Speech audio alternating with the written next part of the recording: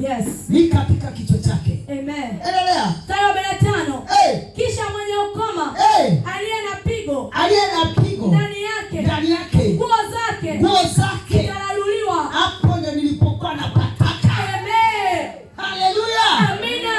Aliyekuwa na ukoma. Yes. Hilo pigo lake. Ndio. Nguo zake. Yes. Zitararuliwa. Amen. Zitararuliwa. Amina.